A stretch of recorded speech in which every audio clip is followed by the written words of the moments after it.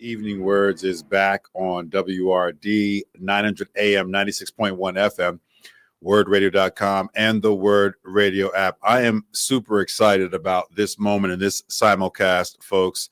Times are tense in Chicago, where ICE has been a steady presence and drew the nation's attention after a September 30th raid on an apartment building in the city's South Shore neighborhood.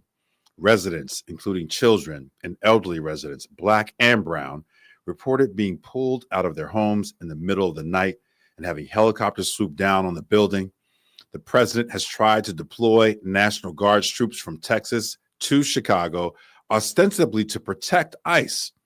While that move has been blocked by an appeals court judge, the Guard is still stationed just outside Chicago. In the meantime, residents across the city are resisting ICE as they witness behaviors that many call flagrantly abusive and even unconstitutional. Today, we are here with our close friends on the ground in Chicago, two media outlets serving as the eyes, ears, and voice of Chicago's Black community. WVON is our sister station in Chicago, and the TRiiBE is a news publication that reshapes narratives of Black Chicago. We will be in conversation with WVON's Afternoon Drive host, Atiba Buchanan, and LaDonna Raeh, and the editor-in-chief of the TRiiBE, Tiffany Walden. A little bit later, we'll welcome Maurice Woodard, a Chicago organizer who witnessed federal agents choking a Black man on the city's west side. And in the 6 o'clock hour, we'll all speak with Philadelphia Councilmember Kendra Brooks, who introduced a resolution in City Council condemning Trump's National Guard deployments. I want to welcome all of our colleagues to the program. Atiba, LaDonna, Tiffany, welcome everybody here to this important simulcast, WVON and WRD. It's great to see you all, and I'm excited for us to be in conversation. Same here. Thank you so much for having us. Of course. And listen, I'm the moderator, but don't let me talk too much here, okay? But I do want to go to you first, Tiffany, if you don't mind. Right before we went to break and set up this simulcast, I was sharing excerpts from a piece that you all ran earlier this week at the TRiiBE. The headline is Feds Gas Chicago Neighborhood, Detain Young Black Man Amid Day of Southeast Side Raids. It's by Dave Burns and Tanya Hill. And Tiffany, I mean, the reporting here is incredible, right? But it's revealing like the chaos that unfolds when you have these masked federal agents unchecked in our communities. Can you talk a little bit about the reporting in that piece and some of the things that you and your team are seeing on the ground in Chicago right now? For sure. So the immigration raids from the Trump administration has been going on in Chicago for more than a month now.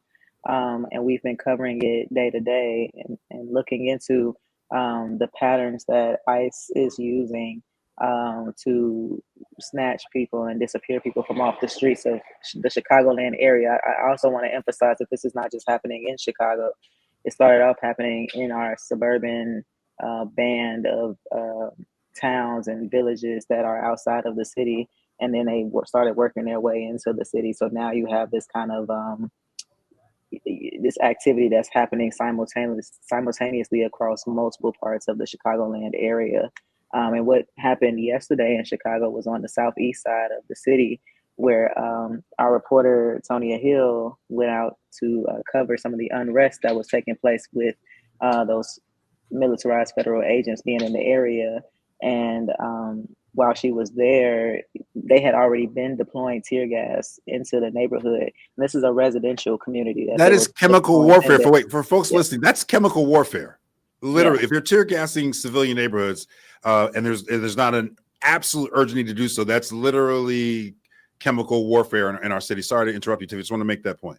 Yeah, for sure. That's a good point to make. And when Tonya got out there, they deployed more tear gas into the community. And I've seen different angles of videos of what happened out there. Tonya, of course, took video showing them throwing tear gas canisters at community residents and people who are protesting the actions. But also I've seen video angles where there's an infant Like there's two people carrying an infant in like a car seat, running away from the tear gas that's been deployed. And so they're not just deploying this against, protesters or in some type of controlled protest area. Again, this is like a neighborhood with homes and with people with children present. And they kind of just their method is that they toss it as if it's magic dust, where poof, and then they're gone after they toss it. And so right after that scene, a lot of those federal agents drove off into the smoke. That's terrible, and it sounds more like terrorism than law enforcement. Atiba and LaDonna, I'd love for you both to reflect on the following.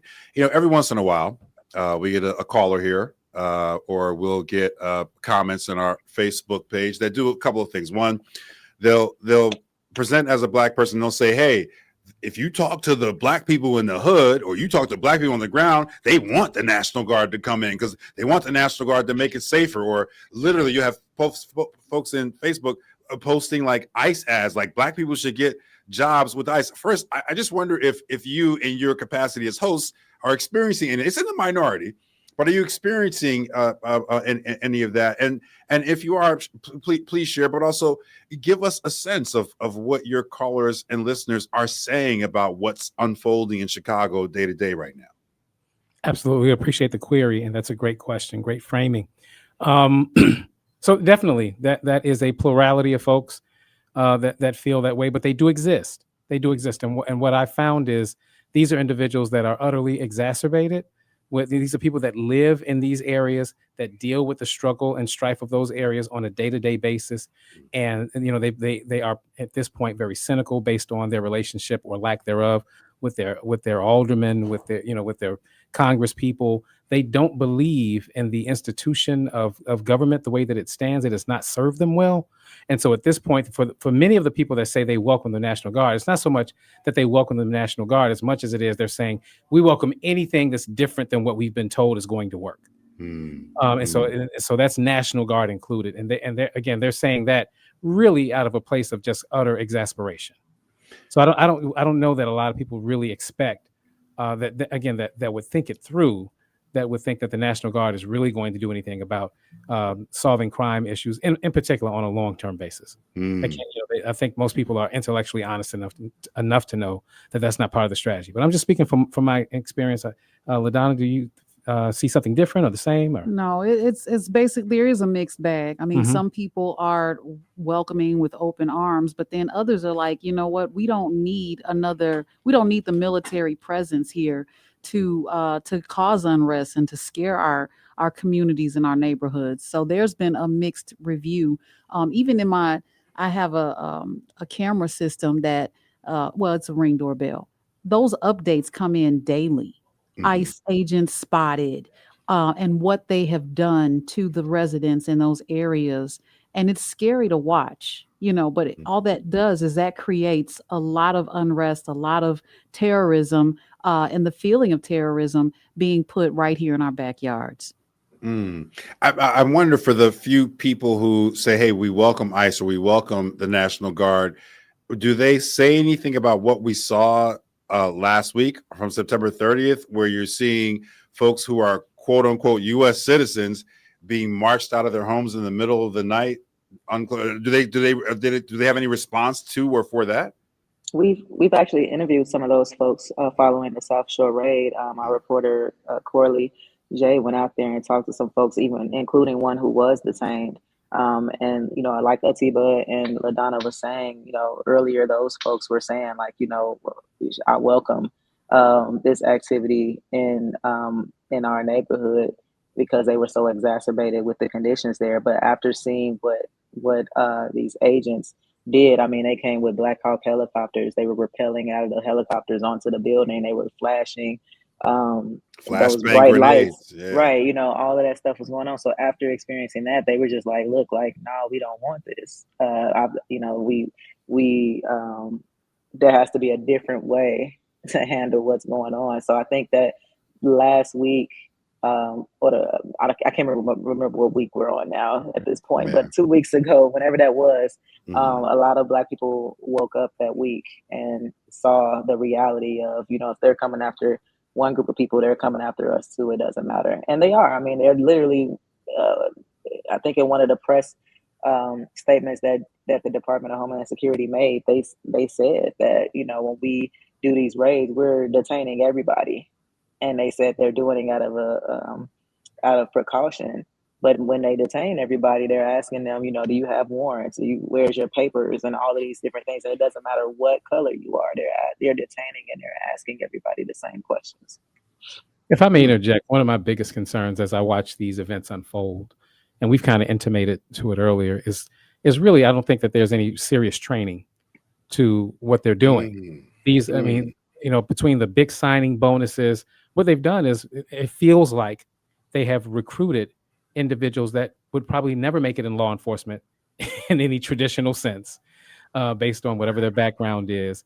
And these are people that like to play military, that like Cosplay. to play exactly, and they've given them the benefit, the added benefit. I never thought I'd see this in this country, of being able to mask their face. Right. So now they don't have to be held accountable. And so we're seeing individuals that know they're not going to be held accountable, that don't have training, don't have a lot of experience. All they knew was they wanted to get that 50,000 and get and do something that they like, which is, bully Terrorizing Black people. Exactly. And Yeah. so again, that seems to be, to me, the impetus of what I see is just, a bunch of individuals without leadership that are not trained for this. And so I think we see what we're getting. People that don't know how to use a gas, whatever you call the things. I don't even know what you call them. Tear gas. Tear gas, right? So they don't know what they're doing. I think that's really the bottom line, and we haven't heard that talked about enough. The sad part is this is the training ground. They're ultimately, Yeah. This is the experiment. Yeah, they're utilizing our neighborhoods as the training ground. So I don't know what this will lead to, if they will be brought back on to do a further mission, but it looks like and feels like and smells like this is the training ground. That's disgusting and unconscionable, right? Like that doesn't even make any sense. And I'm curious to what you all are hearing in terms of your listeners, and for Tiffany, what your reporting is producing around why are these agents allowed to remain masked? And in that same piece that we talked about at the top, Tiffany, you have citizens saying, like, take off your mask. We need to see who you are. Why are they allowed to remain masked? I mean, I'm asked that sincere. Are people aware that that's a violation of their civil liberties for law enforcement to engage them and for them not to be able to identify who the law enforcement official is?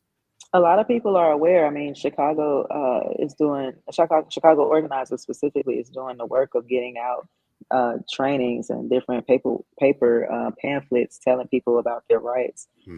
And Mayor Brandon Johnson, the Chicago mayor, he's come in and he's issued executive orders saying that, if you're doing any type of law enforcement in the city of Chicago, you can't wear a mask. You need to be able to show your face. You need to show your badge number and all these different things. They don't care about any of this stuff. This past week, some of these cases are in court right now where there's a temporary restraining order against the administration for the federal agents attacking journalists. And again, like our reporter was tear gassed yesterday, being out there on the southeast side. There's other restraining orders going on right now and things playing out in court that they just completely are disregarding, and they're shielded by the Trump administration, who is allowing them to, run around lawless like this. Yeah, we've seen situations in Broadview and in Chicago where the actual police, the Broadview police and the Chicago police, were tear gassed. So Wow. What we're seeing is really it's unprecedented. And I think also the other thing that we have to be careful of in this is that every day that it continues, that's one step closer to them normalizing this. And I think that's the thing that frightens me the most, because we're probably 2-3 weeks, at best a month away from it not making the news, from us being desensitized as a people. And I think the hard part is continuing to maintain the outrage, because it is outrageous. But as we see every day, it's easier for us to get accustomed to it. Mm-hmm. These are not, there are no riots here. People, and we've allowed them kind of to conflate the language.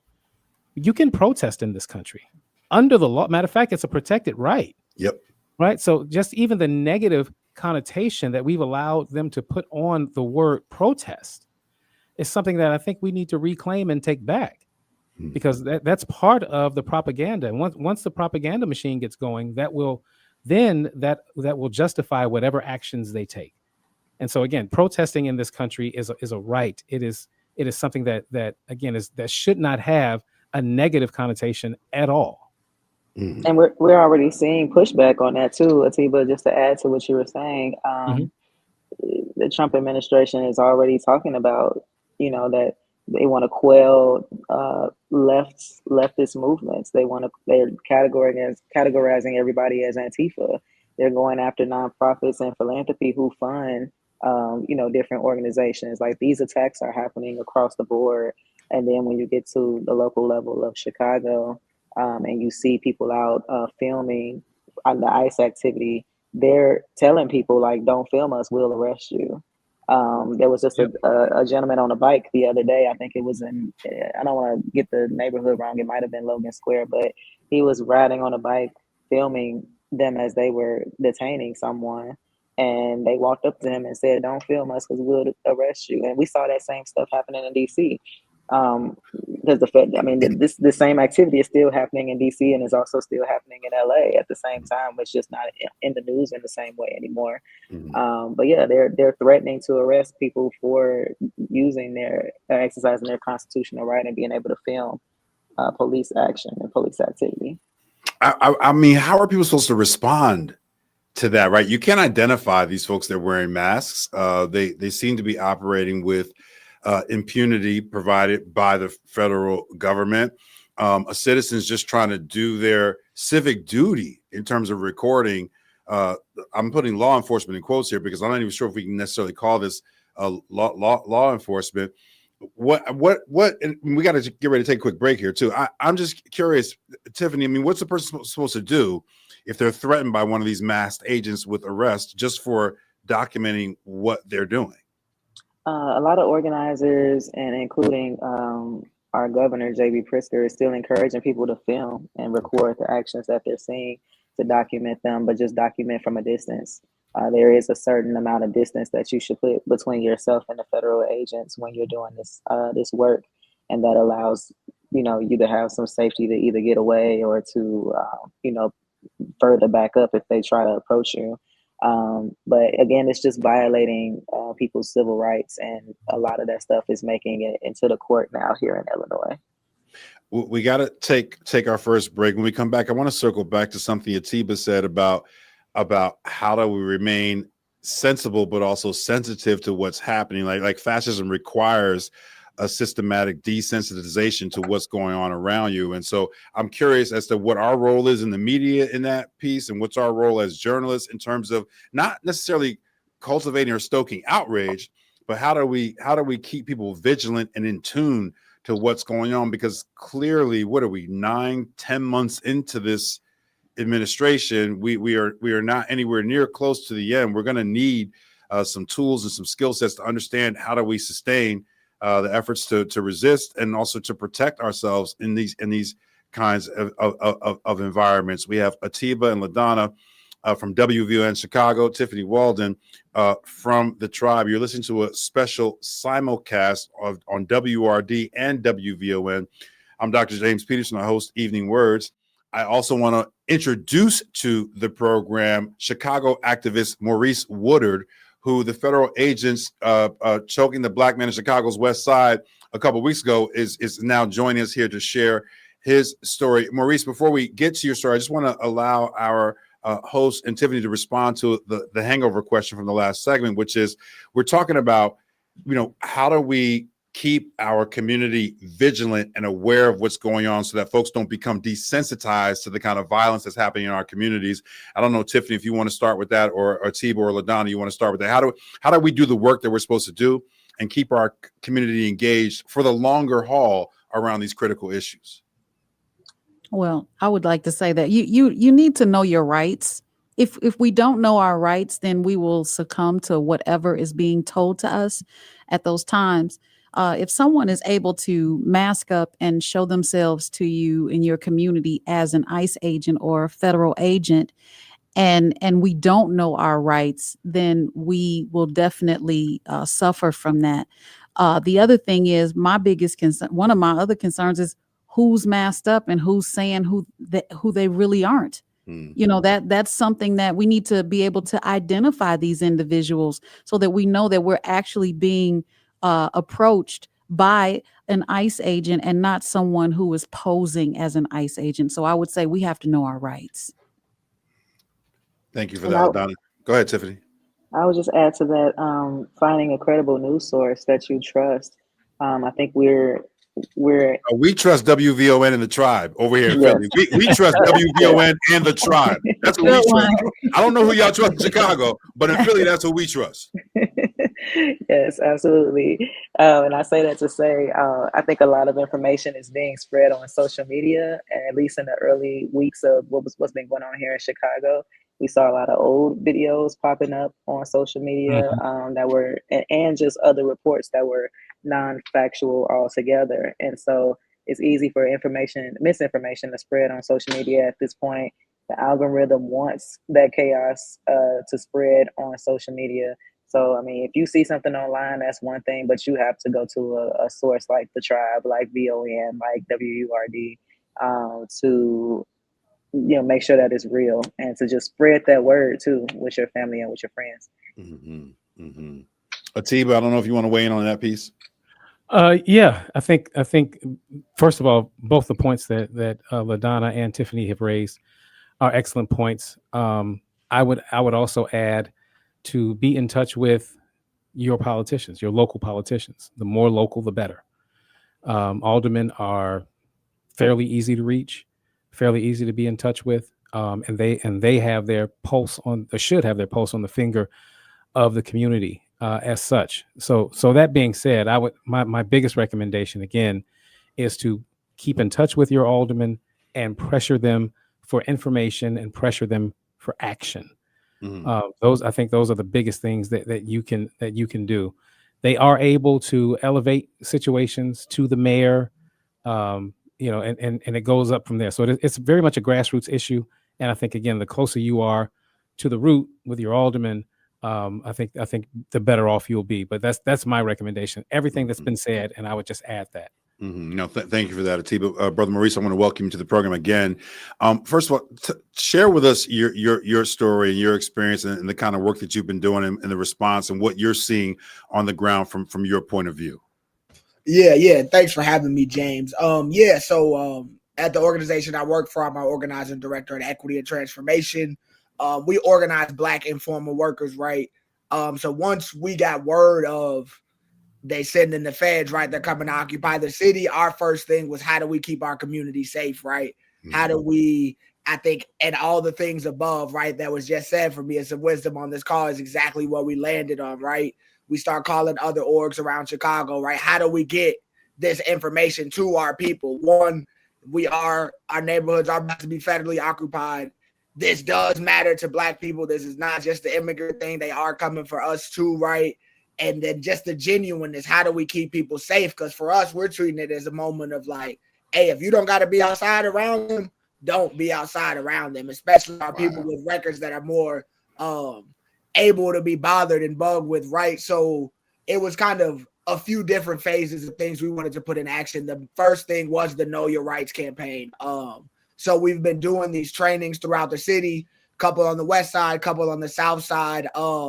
And we've had actual lawyers there, right, from the West Side Justice Center, from FDLA, and they've helped us create. I got one right here, actually, these legal cards. They're palm cards, so we got thousands of these. We've been trying to distribute throughout the city on one side and saying, "What do you say if you're stopped?" Right, am I free to go? Mm-hmm. I'm not saying nothing else. I want to talk to my lawyer. And then that's what they're really teaching them in the training. And they're telling them like, hey, after you say that, really don't say nothing else, right?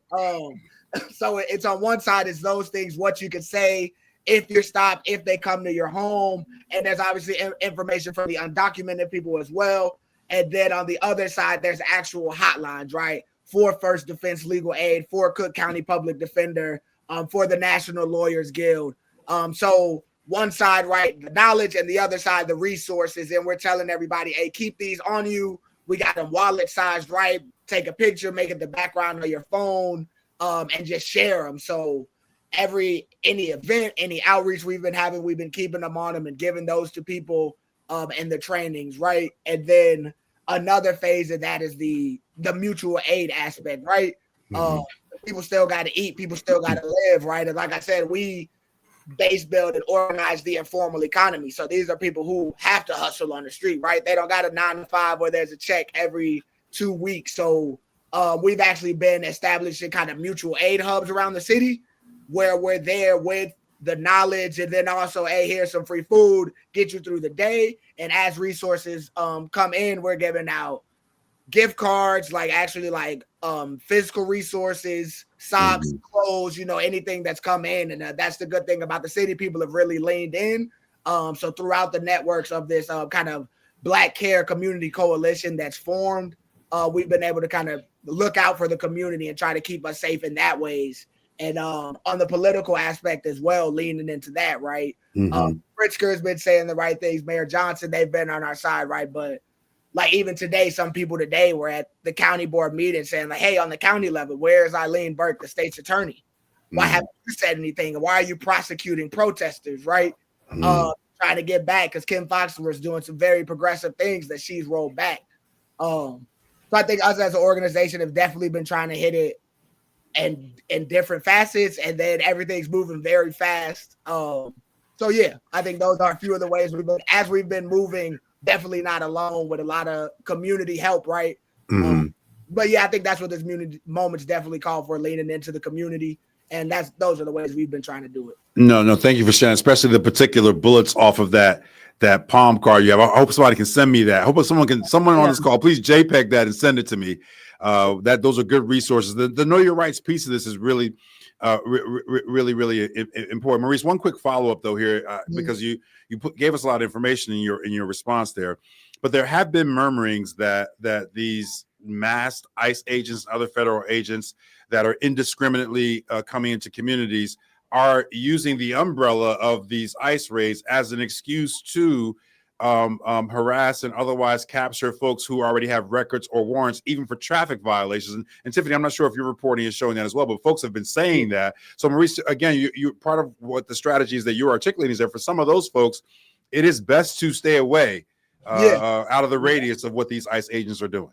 Yeah. If you don't have to go outside, don't. I mean, I think from what my understanding is, don't quote me on this, I'm not all the way sure, they can only be here for about 30 days. Because it costs I think it costs more than $1 million a day for them to be here, right? So it's very expensive. Very expensive. If they would just give that money to Chicago organizations, you might actually be able to impact some of the challenges that Chicago faces. Man, we could get a lot done with that, right? Actually investing in the community instead of policing it more, which is obviously doesn't work, right? What they've been trying to do. But yeah, I think to answer your question, they've definitely been just harassing people. I watched it with my own eyes, right? The video, I think that went viral and people were seeing that I recorded. It was wild. We actually were just got done canvassing the community and handing out these cards, right? And talking to people about knowing their rights and watching out for the feds. And about 10 minutes later, because people know what we do, right? They run in the office like, hey, ICE out here, y'all, they're doing something. And so we snap in the mode, right? Like, okay, we got these cards, right? Call the lawyers. Some of the lawyers are actually in the building with us, share the office, right? So we got them kind of the response team. And as we're going to record, they set up a perimeter, blocked off the streets.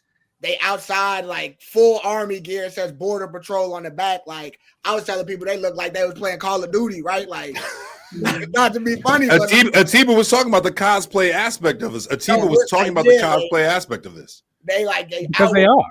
That's what they're doing. Right. Yeah, 100%. Like trying to intimidate people, right? So you don't film, but we're like keeping our distance. Like, nah, we filming. We know our rights. And they literally had caused an accident. And by the point I was walking up, the accident had happened.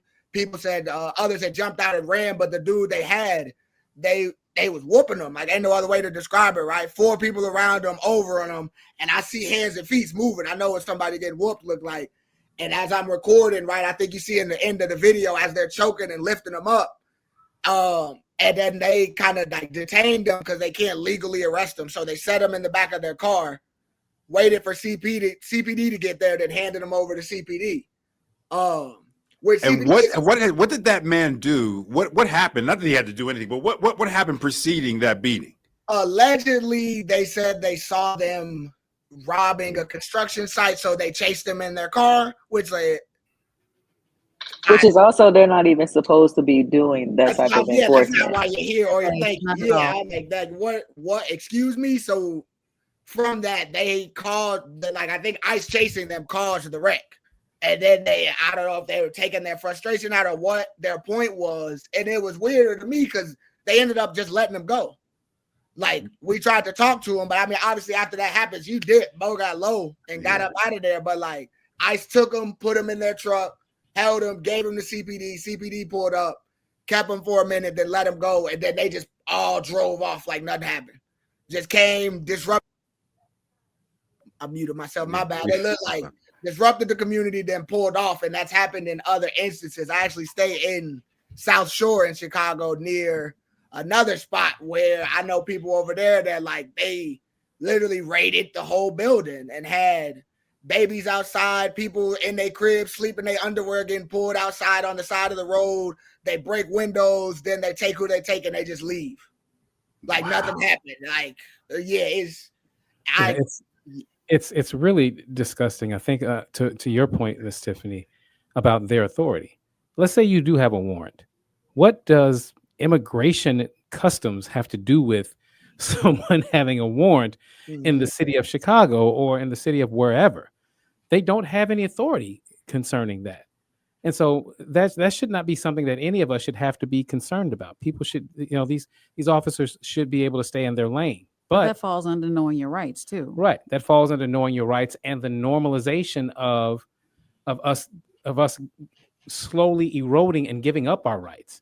Due to this desensitization. That's really my big concern. I can't imagine again why an ICE agent would be asking people, do you have any warrants? I'm a citizen. That's the only question you need to be asking me. If that, am I a citizen? Beyond that, again, I don't understand I just don't understand how that works legally.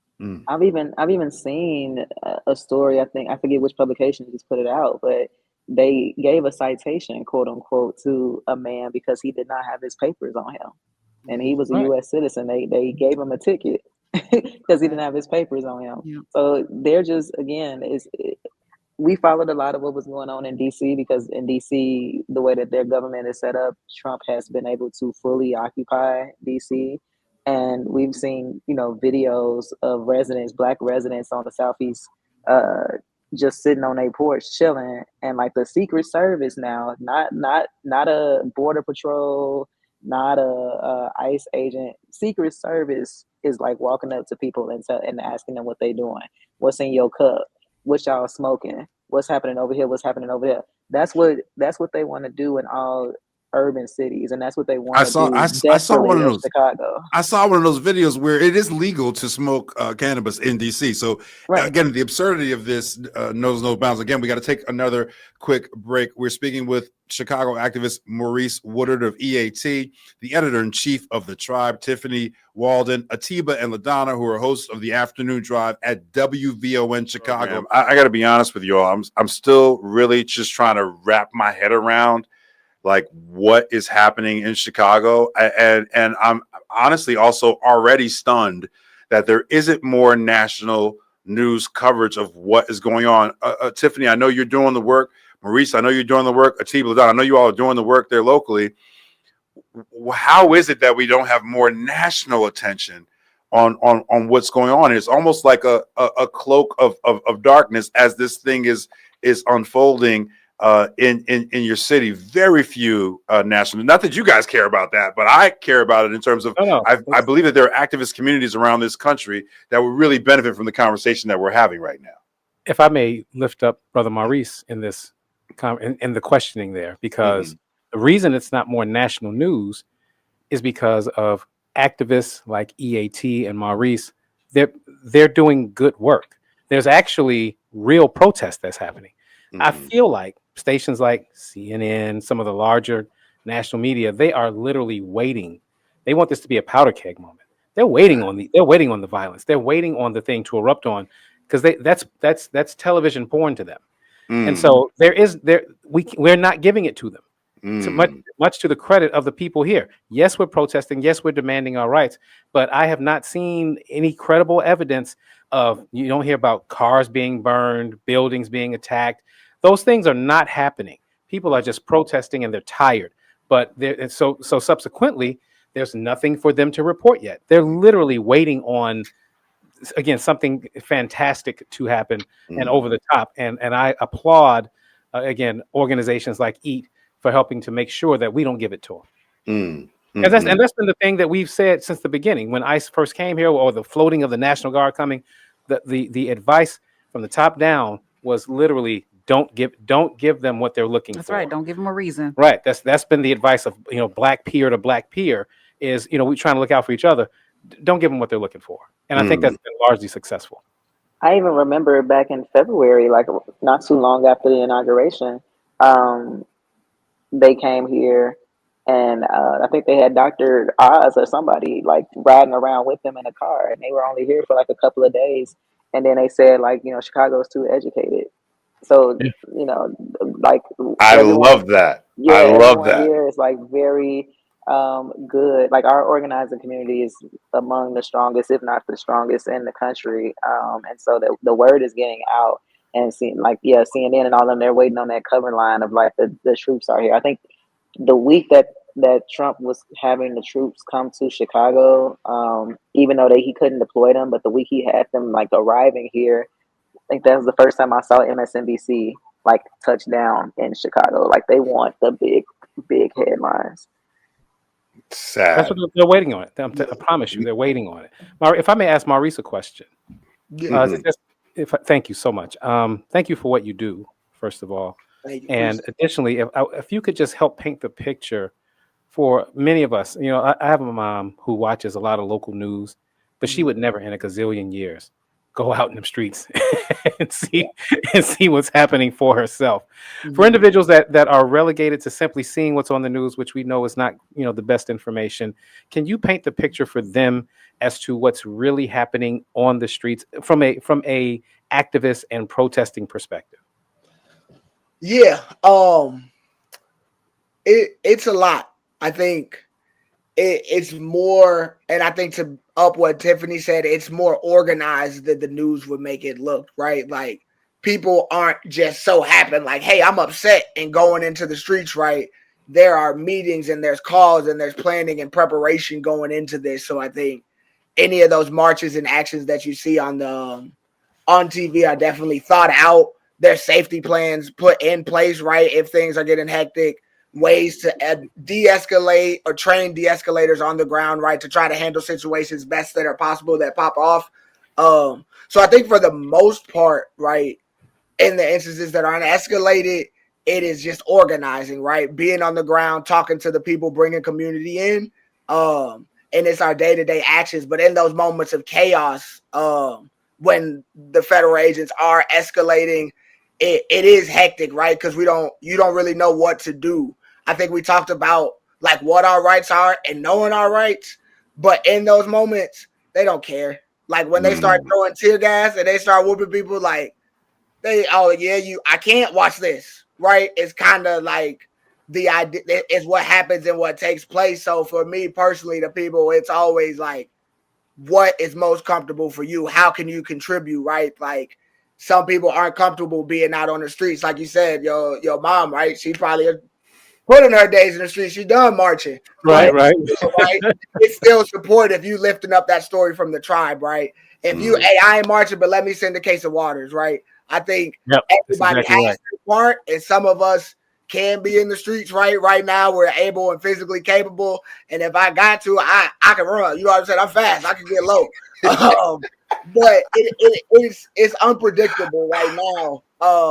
Because you don't know how they're gonna move. You don't know who they're gonna try to grab, what they're doing. Like it's really the instances I've seen of them. They are in unmarked cars, right? So it's GMCs, Denali's pulling up, and you like, oh, what's going on? Like, and I mean, if you just lived in the hood with cars pull up on you quick and fast like that, you already thinking like, shit, I gotta get low, right? Like, so that's really what it looks like. Like, and when I'm talking about it, right, and commenting to my family, I'm like, man, they out here gangbanging.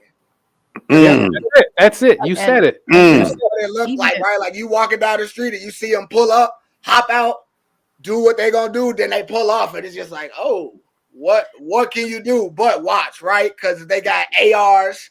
Even if it ain't the airsoft pellet guns or whatever the other stuff they carry look like real guns and it's gonna hurt, and the real guns is big. They really it's really all about intimidation for them. Like on the ground, they trying to scare you, trying to show you that like we got force, we can use it, and even when you do know your rights, it's like some of them like, okay, bet, watch me step on your rights and you can't do nothing about it. Right. And it seems very difficult because if you are looking to intimidate a community and you're addressing them with unnecessary, excessive force, we saw this with Alderman Fuentes. She simply asked a few questions and they grabbed, I mean, the snatch was real. They snatched her and put her in the emergency room.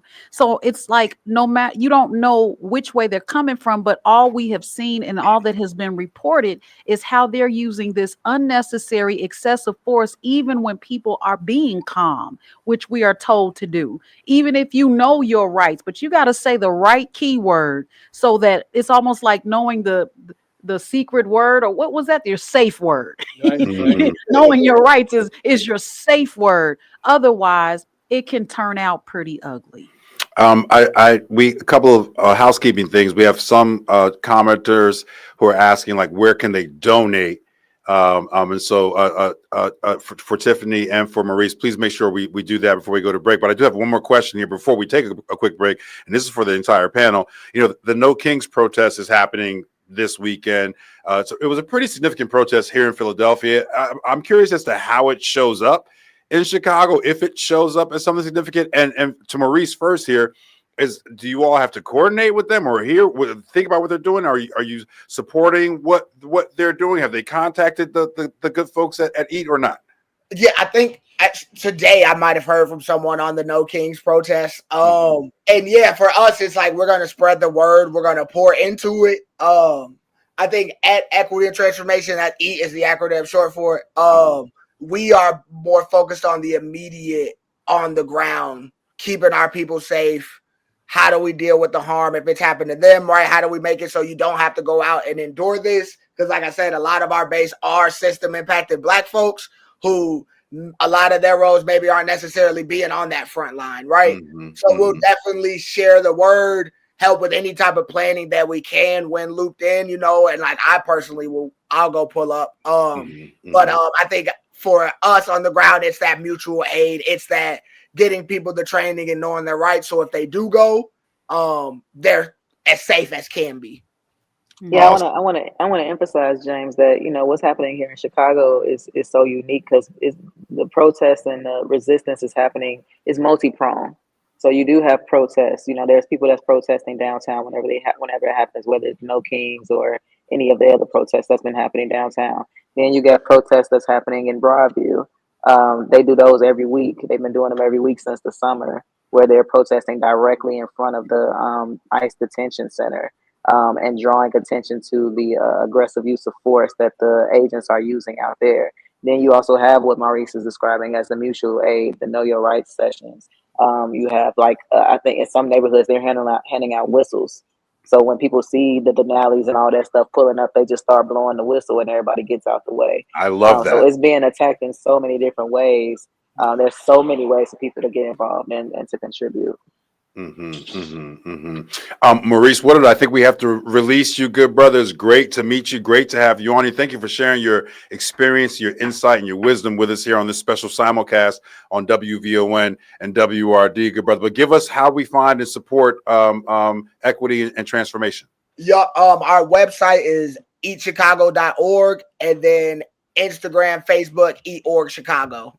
There's links to donate, ways to volunteer and get involved in any of the trainings, any of the mutual aid, if you're interested in being a member or ally. So yeah, you can find us on socials or our website. And definitely thank y'all for having me on. Thanks for thinking of me, Tiffany, to bring me in. And much love to y'all for getting the word out and being solid in what y'all do too. Thank you, good brother. Yeah, we appreciate you. Keep up the good work, man, and God bless you guys and your whole team. You are listening to a special simulcast on WVON and WRD and the TRiiBE, a Chicago-based online news outlet, having a wide-ranging conversation. We are joined by WVON's Afternoon Drive host, Atiba Buchanan, and LaDonna Raeh, as well as the editor-in-chief of the Chicago news website, the TRiiBE, Miss Tiffany Walden. We are going to take a quick break. When we come back from this break, we are going to have Philadelphia City Councilwoman Kendra Brooks join this simulcast conversation on WVON TRiiBE. And Tiffany, we have folks on Facebook saying, hey, they already signed up to join the newsletter. But we do want to make sure that people are supporting these important efforts that you all are sharing with both of our audiences during this special simulcast. I want to introduce our next guest. Always excited to welcome to this program the minority leader of the Philadelphia City Council, the first city council member elected from the Working Families Party here in the city of Philadelphia, minority leader council member Kendra Brooks. Welcome to the special simulcast on WVON and WRD. Good afternoon, evening, guys. It's a pleasure to be here.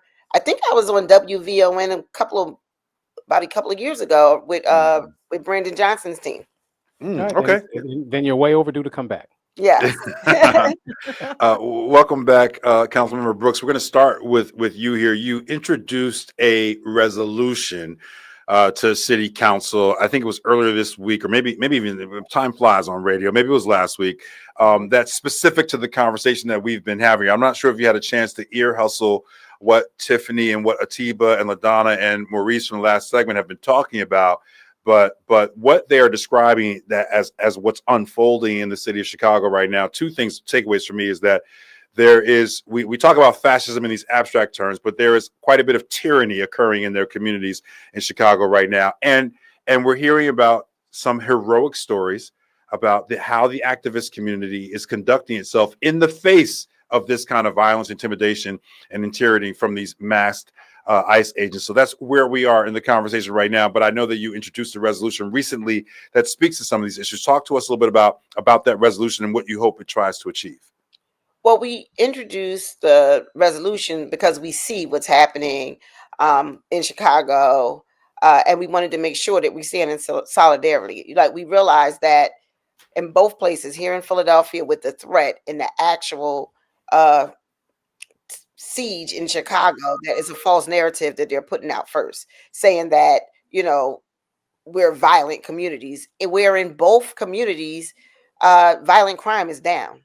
And what we have been doing is working together to reduce that. And what I'm seeing is that the presence of ICE and the National Guard is only disrupting that progress. And, our current administration, if they really cared about making cities safer, they would be pouring those federal dollars into programs that we all care about, like schools, housing, and healthcare, and the real resources that families need. And he's doing just the opposite. So the purpose of the resolution was to make sure that, not only do we stand in solidarity with Chicago and other cities, but how we can make sure to uplift and actually model some of the things that are happening in Chicago. We see how activists and organizers and journalists, are working together against this tyranny, as someone just mentioned earlier. Because that was me. Make sure you credit that to me. I don't want to get anybody in trouble here. I'm calling it tyranny. I am calling it tyranny. All right, Dr. Patterson, tyranny. That's what's happening, and it's hard to watch. Seeing people shooting first and asking questions later. Like, we just want to stand in They solidarity. ask And questions. Said They ask questions. not even, well, no questions at all. Right. Just, Right. and it's hard to watch, and I can only imagine boots on the ground. So this is our way to be able to come together and model some of the work that you guys are doing. We've been in conversation in my office with some of the activists in Chicago, and we're working to try to replicate some of those actions that you guys are doing, but more in a proactive stance here in the city. Mhm. So, yeah, oh, God. Councilwoman, Now- let me ask you a question, if I may. Sure. This what we're seeing right now is really unprecedented behavior from a government administration, in particular from the presidency on down. We've never seen anything like this in this country, in the United States, at least within the past 100 years or so. That being said, how important then is it that we have an unconventional, unprecedented response? Can we continue to draw tools from the same tool shed or the same toolbox that we normally use in these situations when what we are facing is so abnormal? We cannot afford, in my opinion, to be typical when the threat that we face right now is so atypical. What do you say to that? This is why, us working together is so important across states, because I think, what I know is that Chicago has a strong grassroots organizing history around, protecting folks' rights. And to your point, we've never experienced this before in this way. And this is why it's important that Philadelphia looks to you guys, but also how we can kind of talk this through to figure out how we can protect our citizens, whether it's in Chicago, LA, or Portland. We have to use unprecedented measures because we've never been here before. Mr. Peterson, I'd be curious to know your thoughts on what she just said, in so much as the importance of being able to not allow ourselves to be stuck in silos just based on our demographics. It's 2025, right? So we can coordinate, we can communicate with anyone literally in the world, least of all in the same country. How important do you think it is for us to be able to coalesce in different cities and not allow ourselves to just be stuck in the mired thinking of whatever's happening in your own individual city as if it's just you? Yeah, so Atiba, you're hitting it right on the head. You can call me James, brother, for sure, no problem. You got it. So you remember where we started this conversation. I'm gonna take moderator's privilege and take a minute to answer this because I think this is important. Where we started with this conversation was because I wanted to make sure we didn't leave that out, that there are some folks in the Black community who are so frustrated with the challenges that they see in the city environment, the crime and the poverty, that even though they're not thinking about what's actually happening when ICE agents are tear gassing and flash bang grenades in our homes, they're not thinking about that. They are saying, "Hey, bring those guys on." Maybe they're so desperate for change that maybe they can bring some kind of change. And I think for me, Atiba, part of the challenge here is that I have, from where I sit, I am seeing the slippage around solidarity across communities of color and even within the Black community. So my concern is that too many of us, even if it's only a small number, are saying it's us, it's not them. They're coming to get them, not us, right? And there are so many parables about that kind of thinking throughout history. Like thinking that, especially if a government's coming for a particular group of people, that they're just coming from them, they're never going to get to you. There's so many parables about that. History has taught us so much about the power of solidarity across region, across race, across religion, when it comes to resisting the oppressive boot of tyranny in our communities on a day-to-day basis. And so I think the alarm for me is not just saying, man, I love Chicago. I love WVON. Y'all know this. I'll try to come on your airways as much as possible. I love the work that Tiffany's doing. Folks, you all have to read the TRiiBE and understand what radical Black reporting looks like in the 21st century. You got to read the TRiiBE. If you want to know what radical Black reporting looks like, read the TRiiBE. So I love that. And so I'm happy we're having this conversation, but I have a broader fear, Atiba, about what I'm thinking of as the slippage in solidarity, where there's too many of us in this environment who are being incentivized to think in purely individualistic terms. And that to me is as much of a threat as the ICE agents in our communities. This is why what Brother Maurice is talking about in terms of like things like mutual aid, the sharing of information, the circulation of information across populations, across region. To me, that stuff is what's important, and why I'm happy and honored to be on this simulcast. So I know there's a long way of answering the question, but where we started with this conversation is one of the things that's really haunting me, because if you, like me, you all know this because we talk to people every day. So we have a sense of the world that I think we have to be accountable to. And my sense is that within the Black community, solidarity is slipping. If I'm Go ahead, Tiffany. Yeah, I'm talking too much anyway. No, you're good. You're good. If I may jump in a little bit too, I think that the anger that the Black community has is sometimes misguided and misdirected. You know, it can't be lost on us that the reason why we have migrant communities in the Black neighborhood is because Republican governors like Greg Abbott in Texas sent them here, bust them here. They've been busing them here since 2021 or 2022 under a whole different administration, under the Lightfoot administration. Mayor Brandon Johnson had to come into this administration that he has now and deal with something that was already happening and it had already gotten out of control.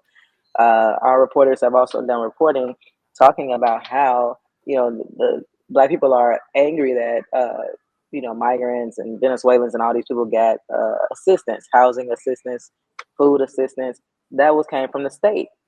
If it comes from the state, that means we need to be talking to Governor J.B. Pritzker.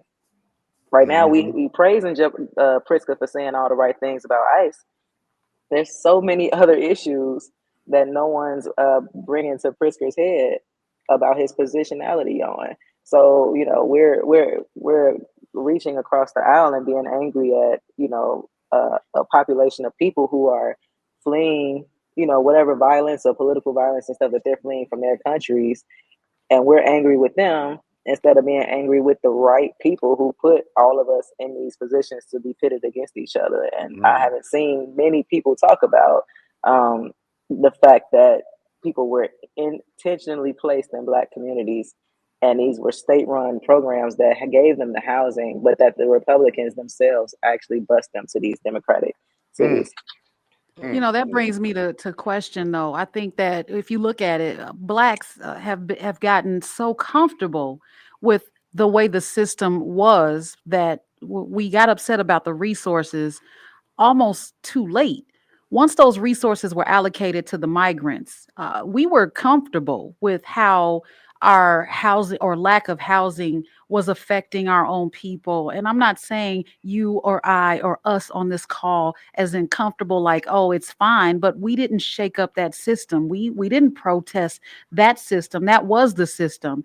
And in this case, it looks like we got, if you think about even with COVID, we almost thought we were immune to it.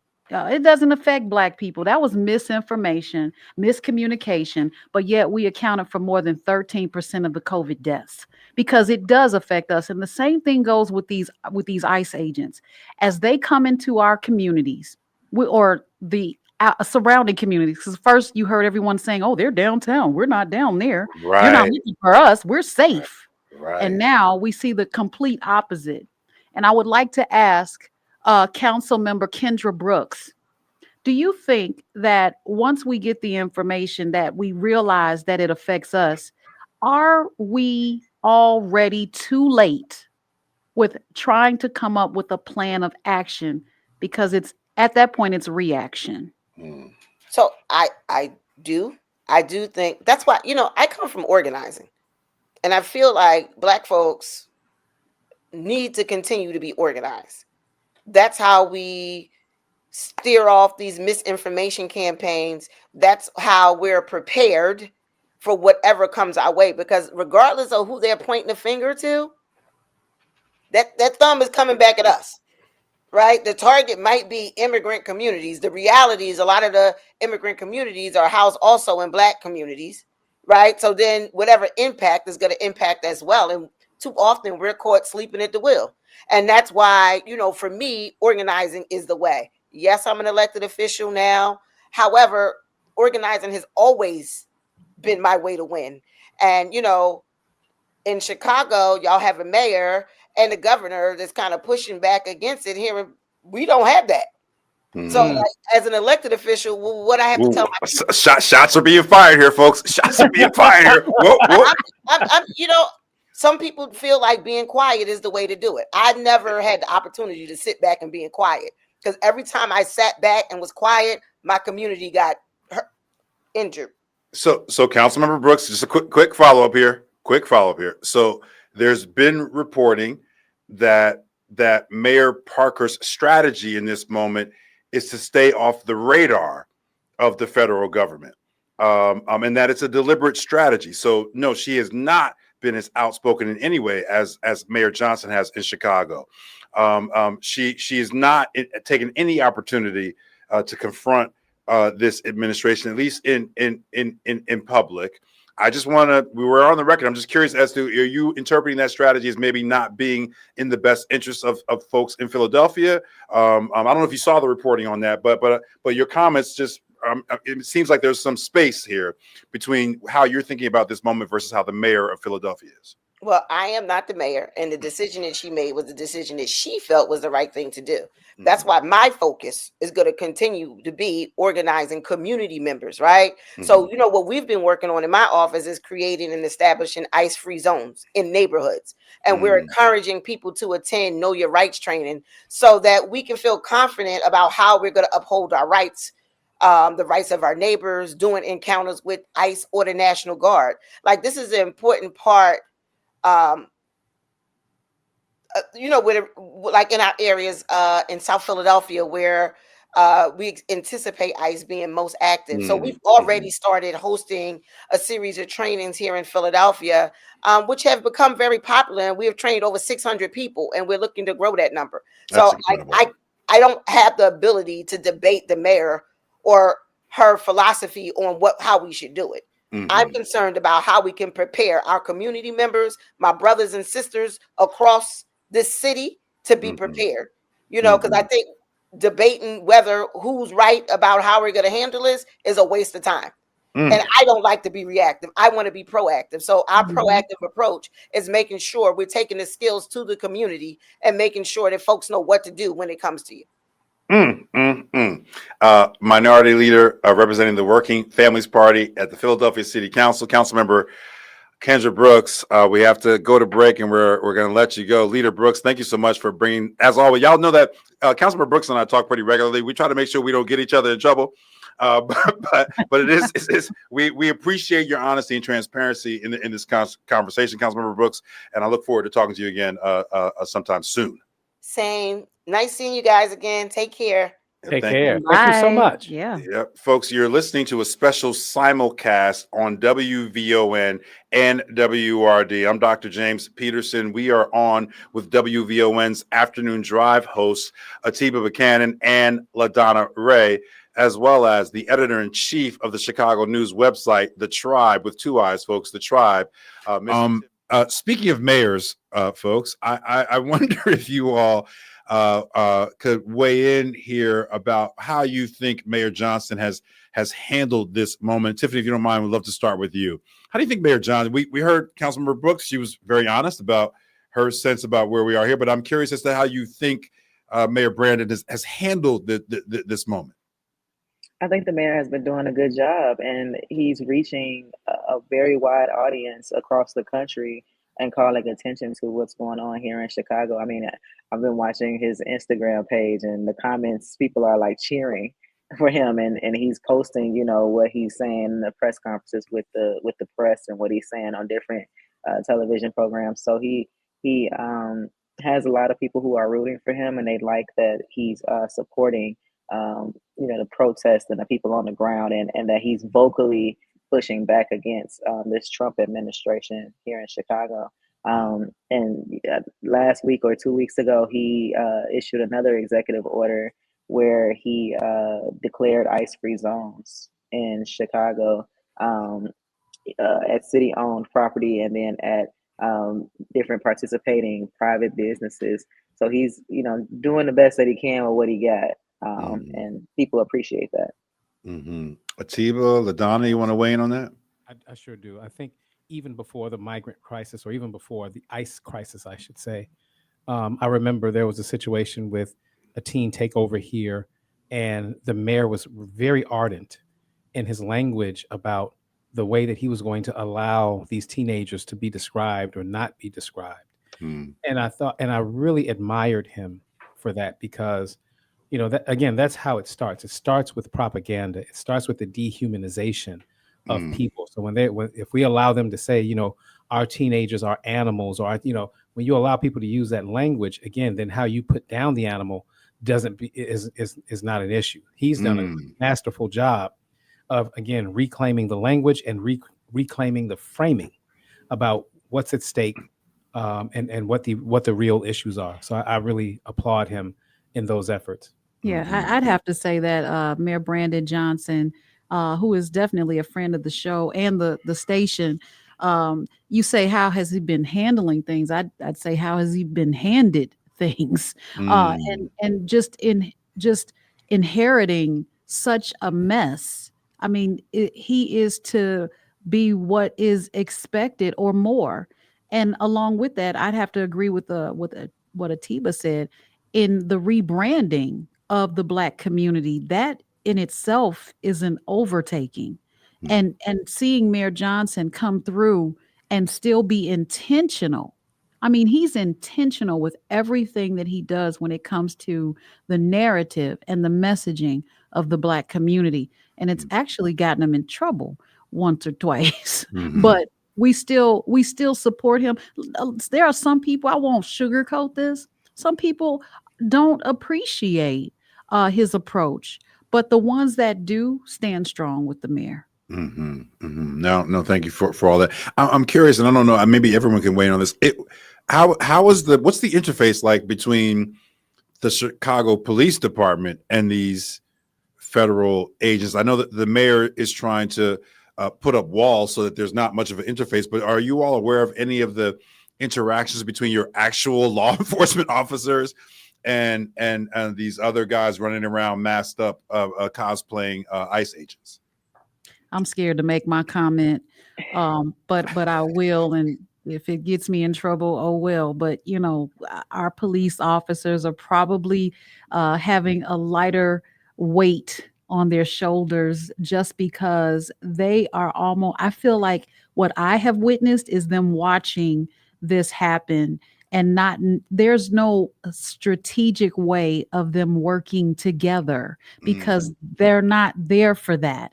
But to basically, I would say that Dunkin' Donuts has probably had more police than usual, just because they're watching this. But with the exception of the ones that are trying to navigate through this, those are the ones that are here to serve and protect. But it's very difficult when you have an overtaking of ICE agents trying to play cops and robbers, if you will.